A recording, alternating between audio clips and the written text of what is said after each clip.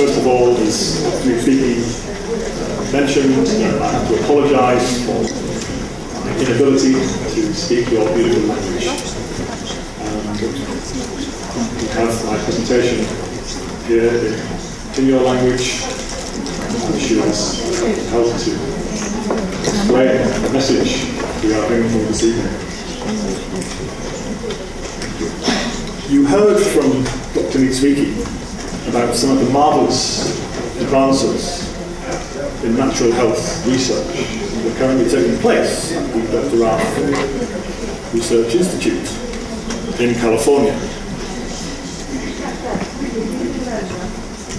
With knowledge of this information, one would think that governments all over the world would be hurrying to take advantage of this research.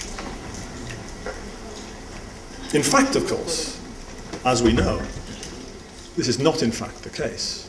In fact, as I will be explaining this evening, governments, and particularly at a European level, what we call the Brussels EU, are actively taking steps to prevent us from accessing these therapies. So my presentation this evening will describe some of the key threats to natural therapies. I will also explain where these threats are coming from and why. I will describe some of the historical roots of these threats. I will explain where in history the roots of these attacks on our health come from. And finally, I will expand on some of the ideas explained by Dr. Niedzwiecki in terms of ways in which you can help yourselves and us to fight back.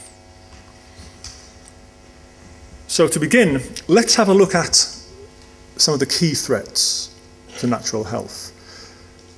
I should say there are many, but there are three key threats in Europe that we need to be very aware of.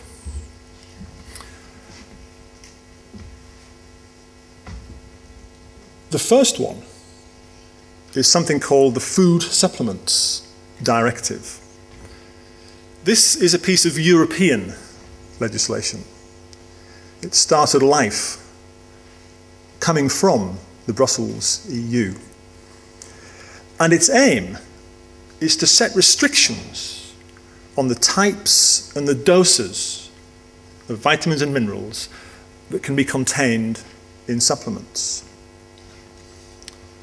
But to hide this threat, to try to lead you to believe that this will be done scientifically, the Brussels EU is pretending that there is a scientific method in place that will bring about a scientifically valid dose for each individual nutrient. In fact, however, the methodologies that the Brussels EU will be using to calculate these levels are deeply unscientific and very, very flawed. But of course, this is deliberate. I'll say right away, this is no accident. The fact that these methods for setting low amounts of these vitamins and minerals is so flawed is not at all an accident. The second key threat is something called the Traditional Herbal Medicinal Products Directive. And this, again, is a piece of European legislation, and this started out life in 2004. And what this does, this subjects natural herbal medicines to a very restrictive regulatory regime, whereby all herbs that do not specifically get authorization from the Brussels EU are banned. Just like that. So, by destroying your access to herbal medicine in this way. The EU's goal, as we shall see in a little while, is to protect the interests of the pharmaceutical industry. That's it. That's the goal. But that is not all, because in the attempt to curtail even the spreading of information about these therapies, the Brussels EU has passed something called a regulation on nutrition and health claims.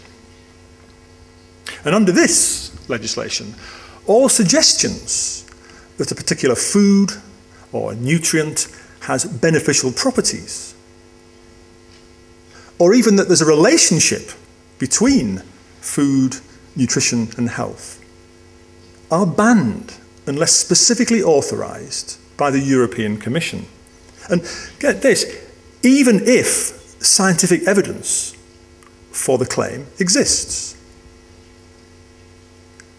So, to the Brussels EU, it doesn't matter that there is scientific evidence to prove that a specific group of nutrients, let's say, have an effect, a positive effect upon cancer. That doesn't matter. The fact that there's evidence to the Brussels EU is besides the point, because the aim is to ban such claims, ban the communication of this information.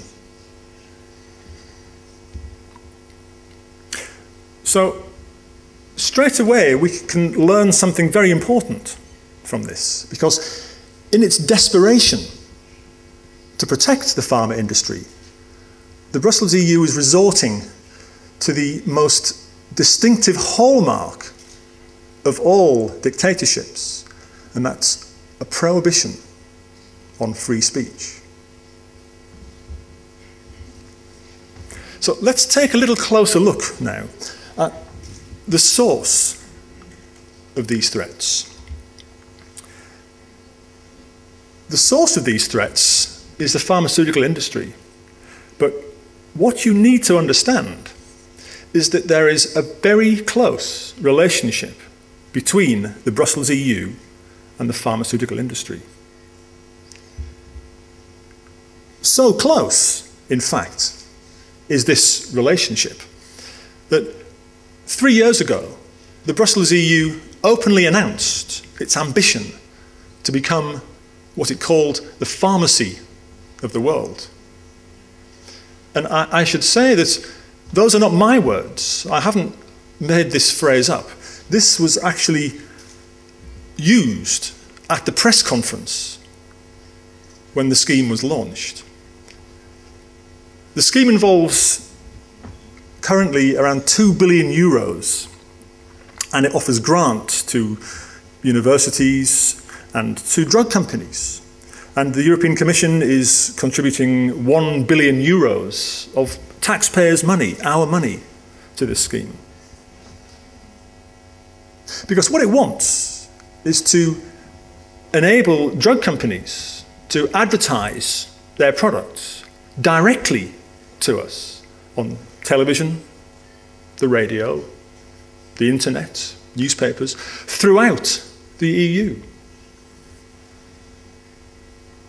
Contrast that with the way it is treating information about nutrition and health claims, as I described earlier. This is no accident.